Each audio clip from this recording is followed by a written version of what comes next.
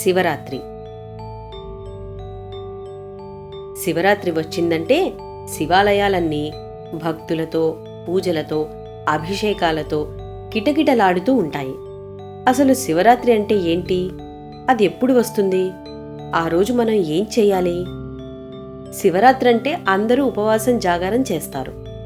మరి అది ఎలా ఆచరించాలో, ఎందుకు ఆచరించాలో, ఆ పరమశివుడిని ఏ విధంగా ప్రసన్నం చేసుకోవాలో ఈ విషయాలన్నీ ఇప్పుడు మనం తెలుసుకుందాం. మాఘకృష్ణ చతుర్దశి అర్ధరాత్రి నాడు ఆ మహాశివుడు తన రూపాన్ని మొట్టమొదటిసారిగా ఒక మహాగ్నిలింగంగా వ్యక్తం చేశాడని మన పురాణాలు చెప్తున్నాయి. శివుడు అనగానే మనకు తలలో చంద్రవంక ఆభరణము, నుదుట 3వ కన్ను, కొప్పులో ఆకాశగంగా, మెడలో నాగాభరణాలు, అర్ధనారీశ్వర శరీరం మనకి గుర్తుకొస్తుంది కదా. అందుకే మనం సుందర రూపంలో ఉన్న శంకరుడినేగాక లింగాకారాన్ని సైతం ఆరాధిస్తాం. పరమాత్ముని యొక్క నిజరూపం నిరాకారమని చెప్పేదే శివలింగం. శివ శబ్దానికి మంగళం, క్షేమం, శాంతి, భద్రత అనే వివిధ అర్థాలు ఉన్నాయి. శివుడు ప్రళయకాలంలో సైతం శాశ్వతంగా నుండువాడు, అంటే లీనము గానివాడు అని అర్థం. శివరాత్రి రోజున భజనలు, ఉపవాసాలు చేస్తారు. ఉపవాసం అంటే రోజంతా లేదా ఒక పూట భోజనమో లేక పలహారమో మానేయడం కాదు. మన కర్మేంద్రియాలను, జ్ఞానేంద్రియాలను, మనసుని ఆ భగవంతునికి దగ్గరగా తీసుకుని వెళ్ళటం. ఉప అంటే దగ్గరగా, వాసం అంటే కూర్చుని ఉండుట. ఉపవాసము అంటే ఆ భగవంతుడిని అత్యంత భక్తి శ్రద్ధలతో మనస్సు ఆయన యందు ఉంచి ఆయనను త్రికరణ శుద్ధిగా ధ్యానించి, అర్చించి, పూజించటం.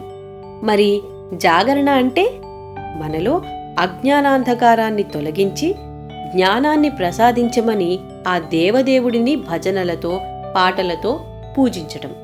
రాత్రంతా మెళుకువ ఉండటాన్ని జాగరణ అంటారు. ఈ జాగరణ వెనుక భక్తిభావనలతో పాటు శాస్త్రీయపరంగా నిగూఢంగా ఉన్నటువంటి విషయాలు ఆశ్చర్యానికి గురిచేస్తాయి. ఈ జాగరణ ద్వారా మనకి ఎన్నో రకాల ఆరోగ్య ప్రయోజనాలు కూడా ఉన్నాయి. మనకి సాధారణంగా శీతాకాలంలో పగలు తక్కువగా, రాత్రిళ్ళు ఎక్కువగా ఉంటాయి. శివరాత్రి రోజున పగలు, రాత్రి రెండూ కూడా సమానంగా ఉంటాయి. ఈ రోజు నుంచి వాతావరణంలో మార్పులు జరగడం ప్రారంభమవుతుంది. ఆ సమయంలో భూమి నుండి సెంట్రిఫ్యూగల్ ఫోర్స్ ఉత్పన్నమవుతుంది. ఆ సమయంలో భూమి నుండి వెలువడే శక్తి పైకి ఒక నిర్దిష్ట దిశలో పనిచేస్తుంది.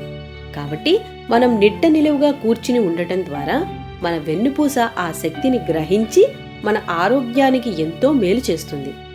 అందుకే మన పూర్వీకులు జాగరణ పేరుతో రాత్రంతా మేలుకొని ఉండేలాగా శివుని భజనలు, పాటలు, అభిషేకాలు, పూజలు చేస్తూ నిద్ర అనే ధ్యాస రానియకుండా ఈ నియమాన్ని ప్రవేశపెట్టారేమో. కాబట్టి శివరాత్రి నాడు సూర్యోదయానికి ముందే, అంటే ప్రత్యూషకాలంలో స్నానానంతరం లింగస్వరూపుడైన ఆ పరమేశ్వరునిని భక్తితో పూజించాలి. అంటే మనస్సు ఆయన యందు లగ్నం చేసి ఒక పువ్వు పెట్టినా, ఒక మారేడు దళాన్ని సమర్పించినా, ఒక చెంబుడు నీళ్లతో ఆయనకి అభిషేకం చేసినా చాలు, ఆ పరమేశ్వరుడు మన యందు విశేష అనుగ్రహం కల్పిస్తాడు.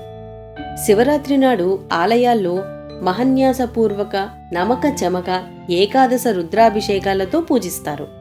మరునాటి ఉదయాన్నే అమావాస్య స్నానం ఆచరించి మళ్లీ శివునికి పునఃపూజ చేయటంతో శివరాత్రి దీక్ష ముగుస్తుంది. ఓం నమః శివాయ. హర హర మహాదేవ శంభో శంకర.